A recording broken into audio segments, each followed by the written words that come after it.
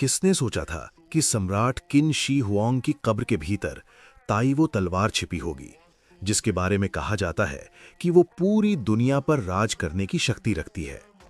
किंवदंती है कि इस तलवार की रक्षा एक लोहे के जटिल तंत्र मैकेनिज्म द्वारा की जाती है। इतिहास में अनगिनत लुटेरों ने इसे हासिल करने की कोशिश की, लेकिन कोई भी जीवित वापस नहीं आ सका। आज असाधारण कौशल वाली मोजिन कब्र खोजने वाली टोली यहां पहुंची है।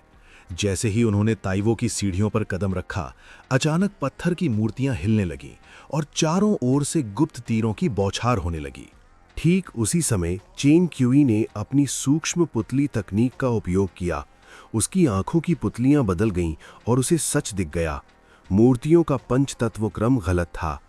रुको, पंचतत्वों के सही क्रम के अनुसार लोहे की जंजीरों को खींचो। उसने देशु को सही जंजीरें खींचने का निर्देश दिया। कड़ी मेहनत के बाद मूर्तियां अपने सही स्थान पर वापस आ गईं और मशीनें रुक गईं।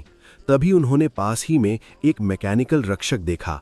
यंग मार्शल ने अपनी पूरी ताकत से तलवार निकालने की कोशिश की, लेकिन वो टस से मस नहीं हुई।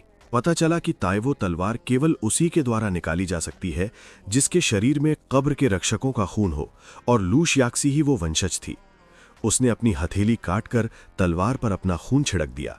जमीन कांपने लगी और वो रक्षक अचानक जीवित हो उठा। वो रक्षक अपराजेय था। उसने मार्शल को एक ही मुक्के में जमीन पर पटक दिया। मार्शल की प्रेमिका उसे बचाने के चक्कर में उस रक्षक के हाथों मारी गई। रक्षक पर गोलियों या तलवारों का कोई असर नहीं हो रहा था। जब लगा कि सब मारे जाएंगे, तब चेन क्यूई ने फिर से अपनी दिव्य दृष्टि का उपयोग किया। उसने देखा कि रक्षक के भीतर अनगिनत गियर घूम रहे हैं। उन्होंने रस्सी का उपयोग करके उसे नीचे गिराया और शियाओक्सी ने मौका पाकर ताइवो तलवार उठाई और एक ही वार में रक्षक का सिर धड़ से अलग कर दिया। लेकिन तभी देशु ने अपना असली रंग दिखाया। उसने शियाओक्सी के हाथ से तलवार छीन ली और घायल मार्शल को मार दिया। मैं ही तुम्हें अपने हाथों से मारूंगा। जैसे ही वह दुनिया पर राज करने के सपने में डूबा, उस रक्षक ने अचानक उसका पैर पकड़ लिया। पूरी गुफा ढहने लगी और वो महान ताइवो तलवार देखते ही देखते राख में बदल गई। अंत में केवल चेन क्यूई और 2 अन्य लोग ही वहां से बच निकले। फिल्म एक पहेली के साथ समाप्त होती है। ताइवो तलवार राख क्यों बन गई? क्या यह नियति का अंत था या किसी नए रहस्य की शुरुआत? क्या आप चाहते हैं कि मैं अगला भाग भी लाऊं?